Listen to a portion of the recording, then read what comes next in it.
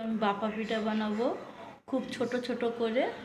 সেদিন তো বড় করে বানিয়েছি, আজকে ছোট ছোট করব।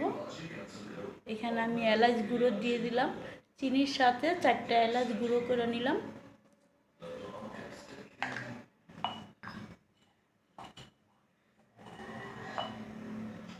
আর পরিমাণ মতন লবণ দিলাম।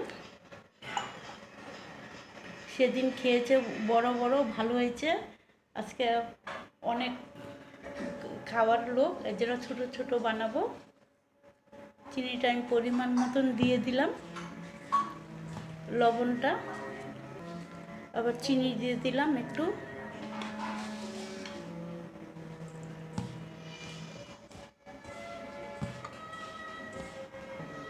এবার আমি দুধ দিয়ে দেবো। দেখো,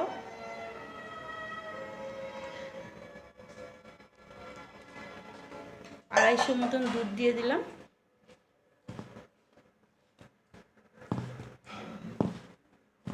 এখানে 750 চালের গুঁড়ো আছে, 250 দুধ লাগবে। দেখো বন্ধুরা, আমি এইটা ভালো করে মেখে নিয়েছি। এবার 1 ঘন্টা রেস্ট নেব। 1 ঘন্টা পরে পিঠেটা বানাবো। দেখবে তোমরা, এরকম ঝুরঝুরা করতে হবে যাতে মুঠ হয়ে যায়। দেখো, মাখাটা মেন। আমি এখন ঢেকে রাখবো।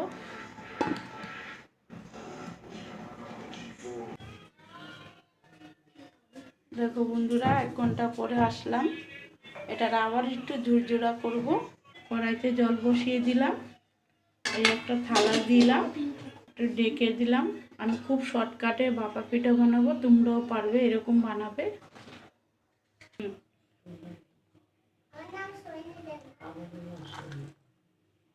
আজকে ছোট ছোট করব।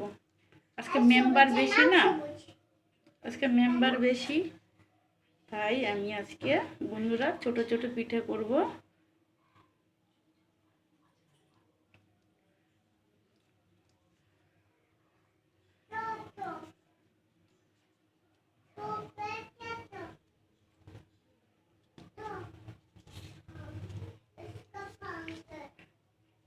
এরকম একটা কৌটা, ওর মধ্যে এদিকে জল ফুটছে। দেখো, আমি কিছু ছাড়াই বসিয়ে দিচ্ছি। আমি এমন করে সবগুলো পিঠে করব। আমি অনেকগুলো বসিয়ে দেবো, কেন সেদিনকে মিষ্টি বেশি হয়েছে, আজকে মিষ্টি কম খাবে বললো।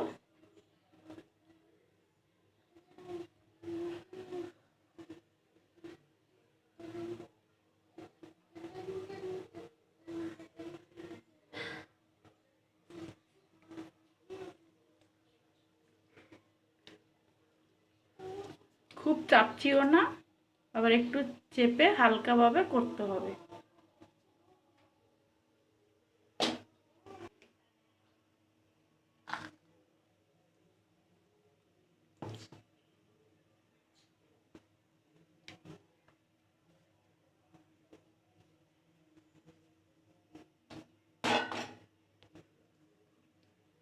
ঝামেলাই নেই পিঠে বানানো,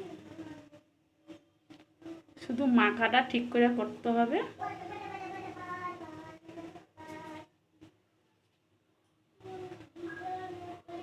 দোকানেরটা এত টেস্টি হয় না, দোকানে তো দুধ দেবে না।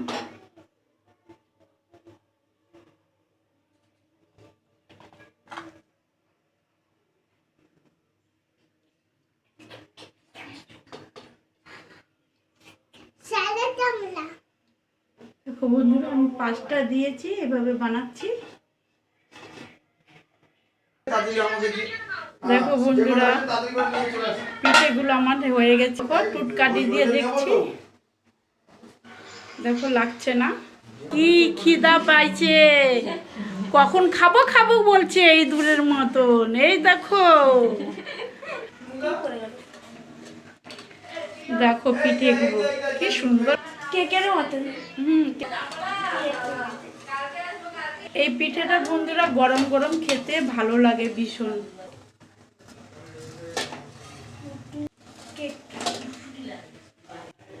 দেখো বন্ধুরা কি সুন্দর হয়েছে, এরকম বানাবে তোমরাও। দেখো সবাই খেয়ে নিচ্ছে পিঠেগুলো। কেমন হয়েছে? খুব ভালো। বাড়িতে এরকম দুধ দিয়ে গুলাবে, ভালো লাগবে খেতে বন্ধুরা। টেস্টি হয়েছে যে।